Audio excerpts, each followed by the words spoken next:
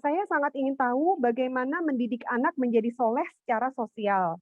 Anak saya tumbuh menjadi anak yang sangat pintar dan cerdas secara akademis, ibadah rajin, sholat, mengaji, rajin, bahkan kalau diajak saum, sunat, dia semangat. Saum sunnah, karena dia menginginkan pahala yang disampaikan. Namun dia bermasalah dalam hal bersosialisasi. Dia cenderung terlihat dingin dan kaku, padahal sebenarnya dia sangat ingin memiliki banyak teman. Namun dia tidak percaya diri. Dia merasa dirinya introvert, tidak merasa punya teman, merasa teman-temannya tidak menyukainya, dia merasa iri dengan teman-teman yang bisa bergaul. Tolong Umi, kesalahan fatal apa yang saya lakukan dalam mendidik anak? Usia berapa ya Fitri? Silahkan Tanya Umi. usianya berapa? Kayaknya udah besar ya Usia, usianya. oh usianya, iya nggak di ini. Ya, boleh ditulis nanti usianya berapa gitu ya. Memang tadi kan Umi sampaikan ya, ini buat teman-teman yang punya bayi, yang anaknya masih kecil-kecil. Jadi dari awal konsep pendidikan Islam itu sudah berkonsep pendidikan sosial. Jadi mendidik anak tuh soleh muslih ya, soleh muslih gitu, karena kita saja terlahir itu udah secara otomatis menempel pada diri kita bahwa kita adalah makhluk sosial gitu ya.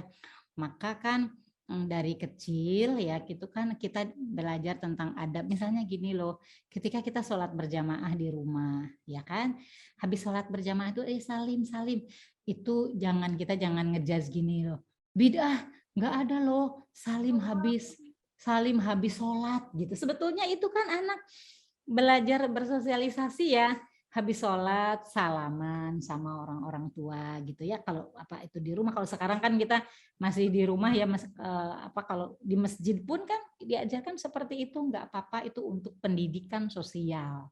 Jadi ketika anak diajak ke masjid pun ya, kalau anak laki-laki diajak ke masjid itu sama ayahnya diajarin tentang salim, ayah salim. Habis sholat itu saliman sama bapak di kiri, bapak di kanan, memperkenalkan diri. Itu emang dari kecil seperti itu gitu ya.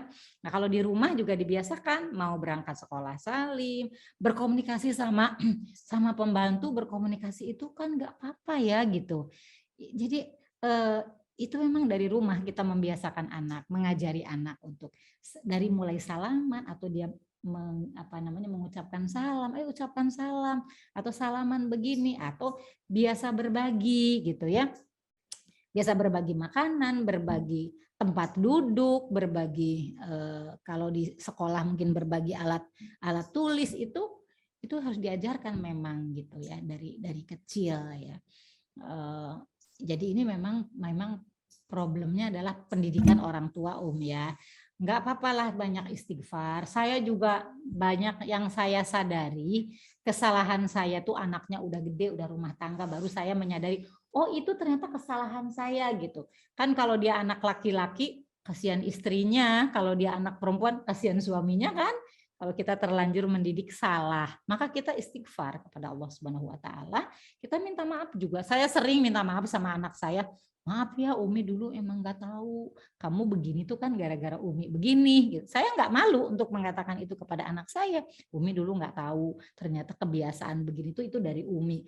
Kan dengan kita istighfar kepada Allah, ya, dan kita juga berdoa kan, Robbi auzi ini an ashkura ni'mataka lati an'amta alayya wa ala walidayya wa an a'mala sholihan tardahu wa aslih li fi dzurriyyati.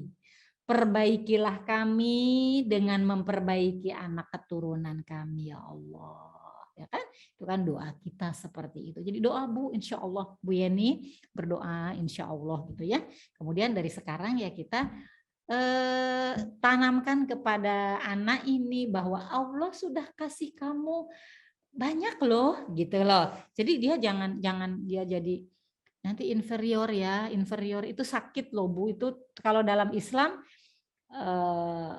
tugian berlebihan yang nanti akan jiwa yang tugian yang akan menjurus kepada sombong itu dianggap sakit. Tapi inferiority juga hawan itu juga sakit gitu. Jadi kalau orang beriman itu sehat di antara keduanya, tidak sombong tapi dia tidak rendah rendah diri, tapi dia rendah hati gitu ya. Jadi kita menunjukkan kepada anak kita bahwa kamu udah dikaruniai ini, Masya Allah banyak banget. Bersyukurlah kepada Allah Subhanahu Wa Taala.